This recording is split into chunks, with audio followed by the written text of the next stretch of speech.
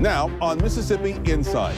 We intend to run this state like a business, and that's what you're seeing here. When we have additional funds, we can return those to the people that sent them to us.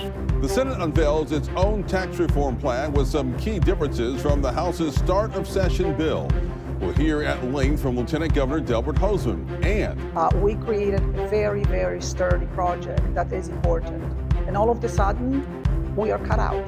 We just hear we are suspended, and we have no idea whether we should be going or not. A Jackson nonprofit finds itself in a logjam after a presidential order on federal grant funding. That's all ahead this week on Mississippi Insight.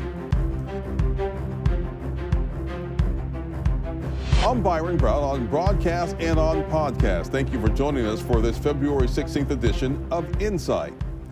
Tax reform in Mississippi is proving to be the marquee issue so far in this 2025 legislature. Early last month, House lawmakers pushed through a package of measures designed to end income tax for good and cut taxes overall by about $1.1 billion over a decade. Now, state senators have their own ideas. Lieutenant Governor Delbert Hosemann unveiled the Senate's tax plan on Wednesday. He describes it as a sustainable and conservative approach. We'll play an extended portion of his comments in his discussion with reporters at the state capitol. All right, first of all, we want to announce the Senate's tax plan today. As you know, we believe that we need relief on grocery taxes. I think the Senate's been very vocal about that early on, and today we are again. Inflation has skyrocketed the cost of groceries. So one of our main goals, first goal, was to reduce the grocery tax to Mississippians. It's too high. We want to continue to eliminate the income tax. Now, we started, as you know, a series of eliminations of the income tax. We started back when it was 5%, 4.7, 4.4, 4%, and you'll hear here in a moment, we're going to continue the elimination of the personal income tax for Mississippians. In addition to that, infrastructure has been a major component of the Senate's plan for the last 3 years. We have allocated in capacity projects and maintenance projects across the state of Mississippi over $1 billion new dollars to go into the infrastructure in Mississippi. It's the way we get our kids to school and our goods to market. That's very important to us, and we believe we need a consistent revenue stream to continue the allocation of resources necessary to keep our infrastructure. One thing that was really important to all of us in the Senate was the fact that we cut taxes immediately and consistently. That there's no bump here for a while and a decrease later on. What we're talking about is cutting taxes now. So that was very important to us. Then the second thing that's been real important to us in the Senate, particularly those who read all these numbers and everything that you see, this needs to be sustainable, conservative approach to tax reform. Now, just to do things for 1 year doesn't mean it's sustainable. This needs to be sustainable. So that drove the discussions that were had by Senator Harkins, Senator Hobson, all of the senators you see here have been part of this conversation really for months. When we've had our meetings and discussions about this, and we have all coalesced around the plan that I'm going to discuss with you today. First, we want to cut the grocery tax from 7% to 5%. That has been our plan since we discussed this months ago, and it is still considered our plan for the Mississippi Senate. The second is we want to continue to reduce the individual income tax from 4% at 0.25% a year all the way down to 2.99%. I'm going to repeat that, 2.99% over the next 4 years. Just the same as we did when we decreased taxes by over $500 million the last time. This puts us over $1 billion at the end of this period. Consistent tax reform, and the tax reform that is financially viable, and we have done that. So reducing that brings us down to about the third lowest state in the country that charges taxes in this country.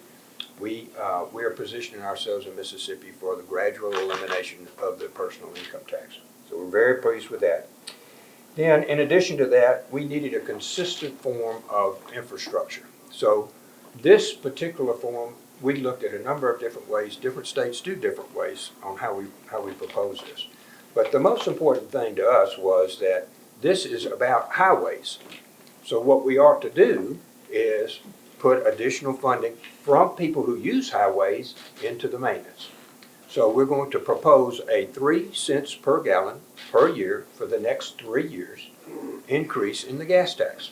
Gas tax is at an all-time low right now. It's a very good time to be doing that. But it makes common sense that we charge people who are in fact using the roads. We charge them the additional funds for that. So that over the next 3 years will produce about $212 million of sustainable revenue for maintaining the roads that we currently have in existence. In addition to that, we fully intend to continue the Emergency Road and Bridge Fund, which has been $30 and $40 million a year for the members, for our county supervisors to get their roads and bridges, and that has been phenomenally successful. If y'all will remember, Governor Bryant had to close a number of roads in Mississippi because our bridges weren't in order.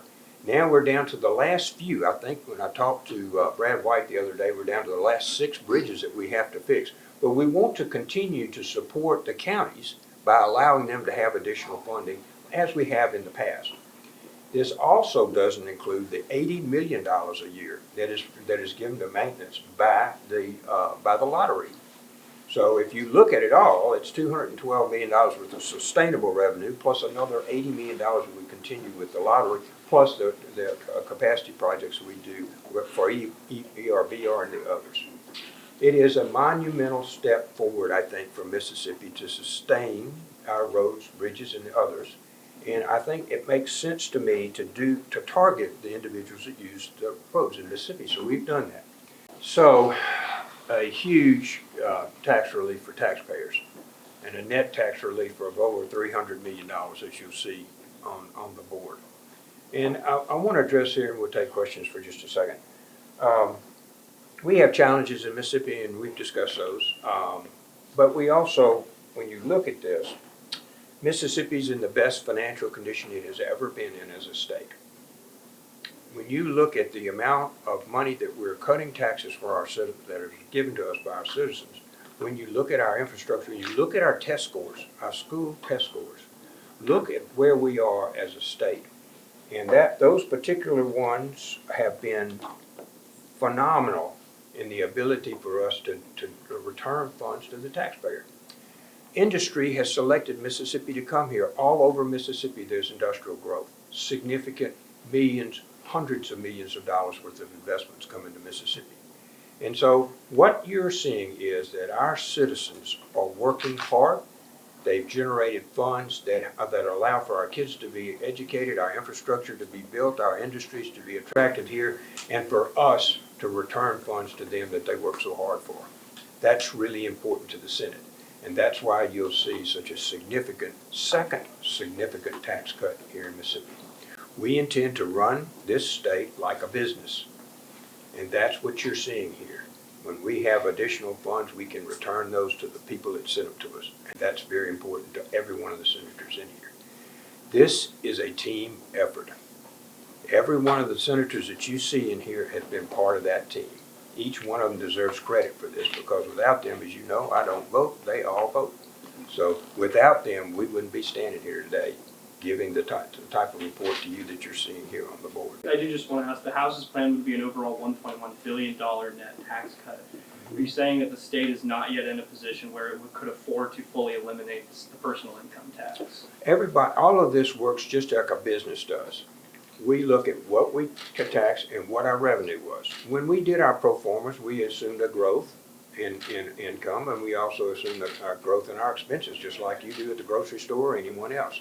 When we projected out, this is the number that we thought was sustainable and financially viable, and something that we could stand in front of anyone and say, we run our numbers for the next 4 years. Now, I will tell you that when you get beyond 4 years, and I used to work in business a good bit, but when you get beyond 4 years, you really get into never land about what's going to happen. Nobody really knows what's going to happen after 4 years from now. We'll have another president by then.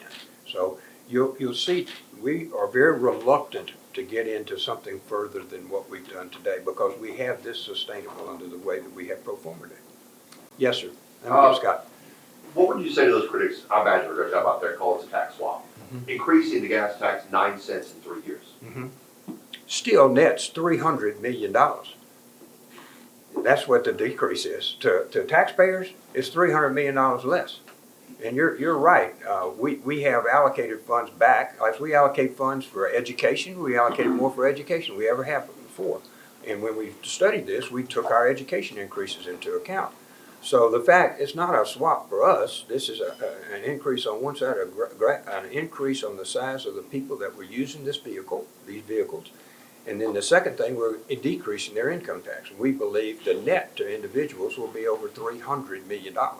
So you can call it that if you want to, but the real fact is that it's a $300 million return of hard-earned taxpayers. Yes, sir. Governor, how will the cities be made whole in this? What's the plan for that? Good question. We have on our grocery tax, we would like to start this immediately, but we've got to get with the Department of Revenue. They have to do the calculations. The cities will remain whole under the formula that we're dividing, but we've got to get with our Department of Revenue and make sure that that allocation is correct. Will it still be a diversion? There's still, yes, that's correct. They'll still get the same amount of dollars they do in the cities as they get today, and as it inflates up, the same amount of dollars as they get in the future. So we did protect the cities in our proposals here. After the break, a Trump administration order to freeze grant funding hits one Mississippi nonprofit hard. It's Mississippi Insight only on 12 News.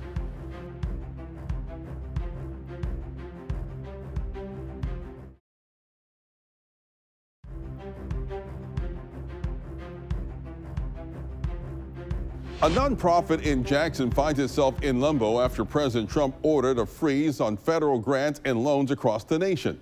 Judicial orders have reopened the spigot of federal funding for nonprofits, companies, and state governments. That is until federal court rulings ultimately decided whether the president has the authority to order such a freeze to congressionally approved spending. Now, Dominika Parry finds herself in the whirlwind. Her nonprofit, 2C Mississippi, plans to build a large emergency weather shelter and community center on the campus of Voice of Calvary Ministries on West Capitol Street. It would house up to 100 people at a time, and it includes its own well and solar-powered energy system. Parry also hopes to develop job training and medical services there. 2C Mississippi applied for and was approved for a $20 million grant from the U.S. Environmental Protection Agency late last year. But by February, that money was unavailable. The grant suspended, like many others offered by the EPA itself, after the White House's freeze order.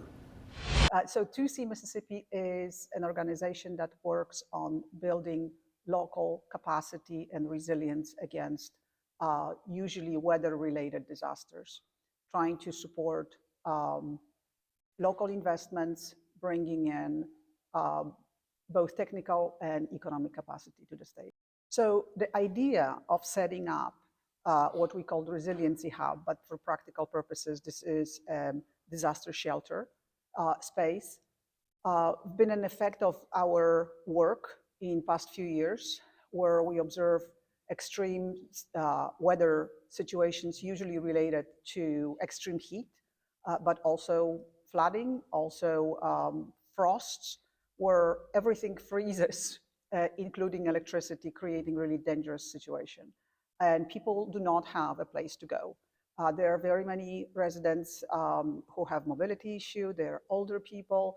They are single parents that don't have family that can come and rescue them from a building without energy. And those power outages are actually very dangerous with extreme heat. If you go to sleep in over 90 degrees, you have any problems with your heart, you may not wake up.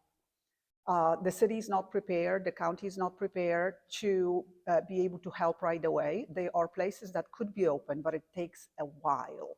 It takes several days, and sometimes you just don't have those several days. This facility is going to be set up to host at its maximum 100 people overnight for many days if needed. It will be fully independent energy-wise. It would have a solar panel system with a battery, which is called microgrid, and also backup generators if that for any reason fails. So this is a safe place for people to always be able to depend on and come and seek shelter. We're going to have an independent water well that would provide during emergency free access to water if ever that's going to be needed again. We've had problems before. It's going to have, and it already has, just not functioning yet, full-scale kitchen providing meals. There are going to be beds and nightstands and lockers where people can really come with whatever they can bring with them and set up a camp, safe place for a while. The whole building is going to be set up to be energy efficient, so low payments long term. So this is not just grant money that is going to be spent on a facility that then is going to go down. So in addition to the emergency services, this place is going to also function during what's called normal days, right? In between the emergencies. And the point of these renovations and investments is to change this beautiful space, heavily underutilized, into a very effective place that provides numerous services. So nonprofit organizations will be able to come and rent office space or whatever else space they need for education. The prices would be below market price, so it's going to be good for the nonprofit, and it's also going to provide long-term revenues so the hub can function independently. We're going to provide a variety of trainings, starting from emergency preparedness, both for individual people need to know what to do. They need to know what is the plan for the Hinds County, where to go, where to look for information, and what to do in an emergency, how to help each other. In addition to that, there are going to be Voice of Calvary is going to continue with their fantastic services. Other organizations that will come here will provide their socially conscious services as well. And in addition to that, there's going to be a huge emphasis on training people to get good jobs and build the economy. Talk about the grant itself from the EPA. When were you able to secure that initially? And how big a grant are we talking about? Yeah, this is slightly under $20 million. It's 19.9. So let's just round up to 20. Large majority of this investment goes straight to the building and all of those elements, structural elements that are going to be needed. The rest goes into running the programs. This is part of what's called a community change grant that EPA announced last year at the end of the year in November. On that January 16th, we confirmed that we have an account, which is called an ASAP account, which is a method of transferring money from EPA to grantees. We have a sub-account with the full amount, saying to be open on March 1st when the official date for the project was agreed upon. Everything was going great until it wasn't.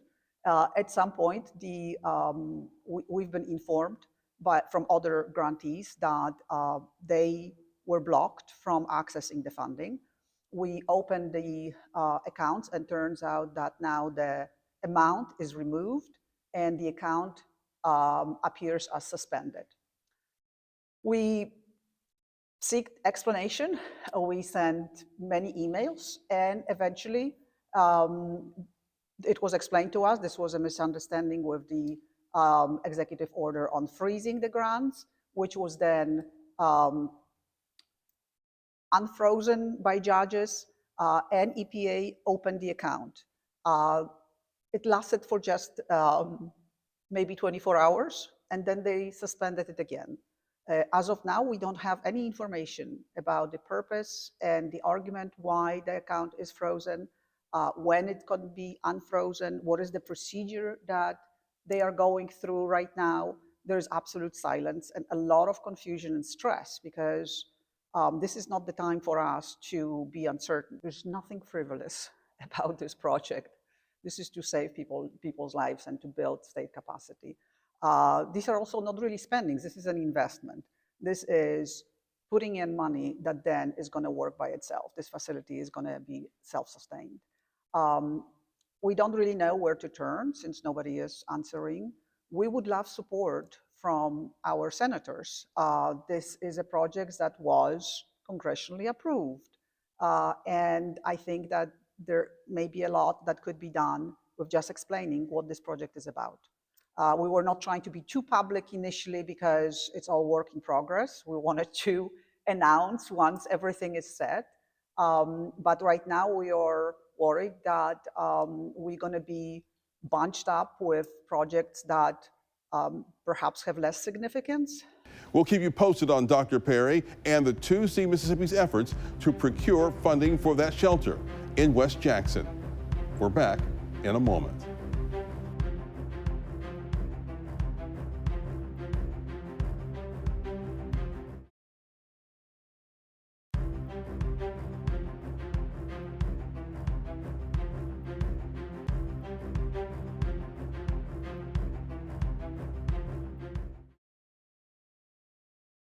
We'll be back next weekend with more of the political and current affairs coverage that you demand. I'm Byron Brown from all of us here at 12 News. Make it a great weekend.